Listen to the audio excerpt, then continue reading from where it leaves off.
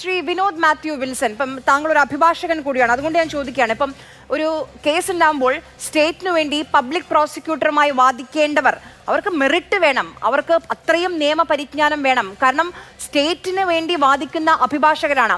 അതിൽ പോലും ഇത്തരത്തിൽ ക്രമക്കേടുകൾ നടക്കുന്നുണ്ട്. പാർട്ടി നേതാക്കൾ, പാർട്ടിയുമായി ബന്ധമുള്ളവർ, ആ രീതിയിൽ പാർട്ടി അനുയായികൾ, പാർട്ടി പ്രവർത്തകരൊക്കെയാണ് ഇപ്പോൾ ഈ പ്രോസിക്യൂട്ടർ പോസ്റ്റിലേക്കൊക്കെ എത്തുന്നത്. അതിലെ വസ്തുത എന്താണ്? അതുമായി ബന്ധപ്പെട്ട് പരാതികൾ ഉയരുന്നുണ്ടോ?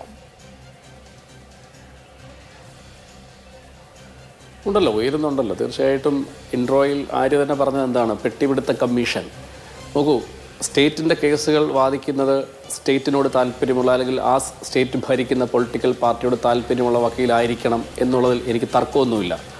സ്വാഭാവികമായിട്ടും സ്റ്റേറ്റിന് വേണ്ടിയിട്ട് സിവിൽ കേസുകൾ വരാം. അപ്പോൾ സർക്കാരിനെ പ്രതിരോധത്തിലാക്കാൻ കഴിയില്ല. അങ്ങനെയാണല്ലോ അതിൻ്റെ രീതികൾ. പോട്ടെ, താൽക്കാലിക നിയമനം മാത്രം 5 വർഷം കൂടുമ്പോഴാണ് ഈ നമ്മൾ APP ടെസ്റ്റുകൾ എന്ന് പറയുന്ന മജിസ്ട്രേറ്റ് കോടതി ടെസ്റ്റുകൾ സ്ഥിര നിയമനമാണെങ്കിൽ ജില്ലാ കോടതികളെയും ഹൈക്കോടതികളെയും നിയമനങ്ങൾ എന്ന് പറയുന്നത് സ്ഥിര നിയമനമല്ല, 5 വർഷ കാലാവധിയിലേക്കാണ്. പക്ഷേ അവിടുത്തെ പ്രശ്നം എന്താണെന്ന് വെച്ച് കഴിഞ്ഞാൽ, ഇപ്പോൾ ഹൈക്കോടതിയിൽ 1-2 പേരെ മാറ്റുന്ന കാര്യത്തെപ്പറ്റി VD സതീശൻ പറയുകയും ചെയ്തു. എന്താണ് പ്രശ്നം? പാർട്ടിയിലുള്ള വക്കീലന്മാർ കോടതിയിൽ പോകുന്നവരുണ്ട്, സ്ഥിരമായി പ്രാക്ടീസ് ചെയ്യുന്നവരുണ്ട്. അവരെ പരിഗണിക്കുന്നില്ല എന്നുള്ളത് ഏറ്റവും സങ്കടകരമായ കാര്യമാണ്. അത് ഏത് പാർട്ടിയുമായിക്കോട്ടെ, CPM ഭരിക്കുമ്പോഴാവട്ടെ, കോൺഗ്രസ് ഭരിക്കുമ്പോഴാവട്ടെ, മറിച്ച് പാർട്ടി പരിപാടികൾക്ക് കാലാകാലങ്ങളായി നടന്ന് ഒരു തവണ പോലും കോടതിയിൽ കോട്ടിട്ട് കയറാതിരിക്കുന്ന സാഹചര്യത്തിൽ സർക്കാർ വരുന്നുവെന്ന് കാണുമ്പോൾ പാർട്ടി നേതാക്കന്മാരുടെ പെട്ടിപിടിച്ചും അവരുടെ വീടുകൾ കയറിയിറങ്ങിയും സെക്രട്ടേറിയറ്റിൻ്റെ പടിക്കൽ നിരങ്ങിയും PP-മാരായിട്ട് വരുമ്പം സംഭവിക്കുന്നത് ഈ നാട്ടിലെ നിയമനിർവഹണം തകരുകയാണ്. പ്രത്യേകിച്ച് ക്രിമിനൽ ട്രയലിലൊക്കെ ഏറ്റവും പ്രധാനപ്പെട്ട സംഗതി ആര്യ, ഇപ്പം പ്രത്യേകിച്ച് സ്ത്രീകൾക്കെതിരെയുള്ള കുറ്റകൃത്യം വർദ്ധിക്കുന്നു, കുട്ടികൾക്കെതിരെ പോക്സോ കേസുകൾ വർദ്ധിക്കുന്നു. സ്പെഷ്യൽ കോടതികൾ പോക്സോ കേസുകൾ കേരളത്തിലുടനീളം പ്രാബല്യത്തിൽ വന്നു. നമുക്കറിയാം, നിർഭയ കേസിനൊക്കെ ശേഷമാണ് അങ്ങനെ ഒരു സംവിധാനം, നമുക്ക് ഫാസ്റ്റ് ട്രാക്ക് കോടതികൾ വന്നത്, പോക്സോ സ്പെഷ്യൽ കോടതികൾ വന്നത്. അവിടുത്തെ നിയമനം ബാക്കി എല്ലായിടത്തും പോട്ടെ, അവിടുത്തെ നിയമനങ്ങൾ പോലും കാണിച്ചിട്ടുള്ളത്, പല കോടതികളിലും കാണിച്ചിട്ടുള്ളത്, പോക്സോ കേസുകൾ ഒരെണ്ണം പോലും നടത്തി ഒരു വക്കാലത്ത് പോലും പോക്സോ കേസിൽ ഇടാൻ ശേഷിയില്ലാത്ത വക്കീലന്മാർ ഈ പറയുന്ന പോക്സോ കോടതികളിലെ പ്രോസിക്യൂട്ടറുടെ സാഹചര്യമുണ്ട്. എങ്ങനെയാണ് സംഭവിക്കുന്നത്? ഇപ്പോൾ ഹൈക്കോടതിയിൽ നമുക്കറിയാം, ഹൈക്കോടതി ലിസ്റ്റ് ഞാൻ ആര്യയ്ക്ക് അയച്ചു തരാം. ഹൈക്കോടതിയിൽ നിയമിച്ചിരിക്കുന്ന ഗവൺമെൻറ് പീഡേഴ്സിനടക്കം ഉള്ളതിനകത്ത് 2020 പ്രാക്ടീസ് തുടങ്ങിയ വക്കീലന്മാർ വരെയുണ്ട്. 2018-ലും 2017-ലും പ്രാക്ടീസ് തുടങ്ങിയ വക്കീലന്മാർ വരെയുണ്ട്.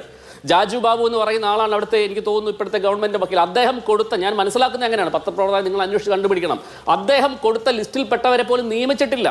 കാശ് പിരിക്കുകയായിരുന്നു. സർക്കാരിൻ്റെ പണം ഉണ്ടാക്കാനുള്ള വേദികളായി, സ്ഥാപനങ്ങളായി ഇത്തരം സംവിധാനങ്ങളെ മാറ്റുമ്പോൾ അതിൽ വിക്റ്റിമായിട്ട് വരുന്നവർക്ക് എന്ത് നീതി കിട്ടും? നമുക്കറിയാം, ക്രിമിനൽ കോടതിയിലൊക്കെ വന്നിട്ട് പ്രതി പോയി കാശ് മുടക്കി നല്ല അഭിഭാഷകരെ കൊണ്ടുവന്ന് എണ്ണം പറഞ്ഞ അഭിഭാഷകരെ കൊണ്ടുവന്ന് വർത്തമാനം പറയുമ്പോൾ അപ്പുറത്ത് ചാർജ് ഷീറ്റ് ഏതാണ്, FIS ഏതാണ്, FIR ഏതാണ്, റിമാൻഡ് റിപ്പോർട്ട് ഏതാണെന്ന് അറിയാത്ത വക്കീലന്മാർ ഇത് തന്നെ പാടുന്നത് ക്രിമിനൽ കോടതി ഞാൻ കണ്ടിട്ടുണ്ട്. ഞാൻ പറയുന്നത്, ഇത്തരം കോടതികളിൽ വിക്ടിംസിന് നീതി വേണ്ടേ? അതിലേക്ക് വരാം. പിന്നെ ഈ PSC വിഷയം കൂടെ പറഞ്ഞു പോകണമല്ലോ ആദ്യത്തെ ഒരു ടേക്കിൽ. ഇവിടെ ജോസഫ് സാർ സംസാരിച്ചു എംപ്ലോയ്മെന്റ് എക്സ്ചേഞ്ചിനെ പറ്റി. 2 രീതിയിലാണ് ആര്യ ഇന്ത്യയിൽ ഈ തൊഴിൽ സംസ്കാരം അല്ലെങ്കിൽ തൊഴിൽ കൊടുക്കുന്ന സംസ്കാരം കടന്നു വരുന്നത്. ഒന്ന് PSC വഴി, ഭരണഘടനാ സ്ഥാപനമാണ്. അത് ഭരണഘടനാ സ്ഥാപനത്തിൽ ആർട്ടിക്കിൾ 313 തൊട്ട് പറഞ്ഞു തുടങ്ങുന്ന ഭരണഘടനാപരമായ തത്വങ്ങൾ അടിസ്ഥാനപ്പെടുത്തി സ്ഥാപിതമായിരിക്കുന്ന സംവിധാനമാണ്. ഒപ്പം നമുക്കറിയാം എംപ്ലോയ്മെന്റ് എക്സ്ചേഞ്ച്, ജോസഫ് സാർ ഇവിടെ സൂചിപ്പിച്ചു, അതുകൊണ്ടാണ് ഞാൻ പറയുന്നത് എംപ്ലോയ്മെന്റ് എക്സ്ചേഞ്ച്. ഞാൻ ഇന്ന് ആര്യ എന്നെ ചർച്ചയ്ക്ക് വിളിച്ച സമയത്ത് ഞാൻ ചുമ്മാ തമാശയ്ക്ക് കൊല്ലം എംപ്ലോയ്മെന്റ് എക്സ്ചേഞ്ചിലേക്ക് ഒന്ന് വിളിച്ചു. ആ ഫോൺ നമ്പർ നിലവിലില്ല, അങ്ങനെ ഒരു ഫോൺ സംവിധാനമില്ല.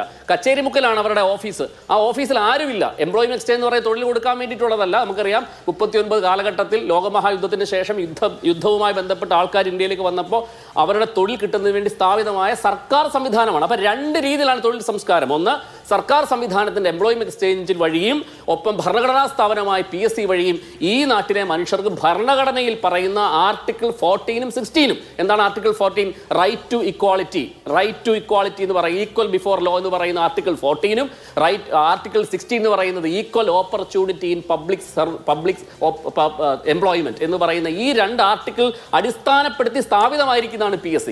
അവിടെ ഈ ഭരണഘടന എടുത്തു വെച്ച് നാഴിക്ക് 40 വട്ടം കേന്ദ്ര സർക്കാർ ഭരണഘടന അട്ടിമറിക്കുന്നു, ഫാസിസമാണെന്ന് പറയുന്ന ഈ നാട്ടിലെ കഴിഞ്ഞ 10 വർഷത്തെ സർക്കാരും ഇപ്പോൾ വരാൻ പോകുന്ന സർക്കാരും. ആര്യ, മാതൃഭൂമിയിൽ അങ്ങയുടെ ചാനലിൽ പത്രത്തിൽ വന്നൊരു വാർത്ത കൂടി ഞാൻ പറയാം.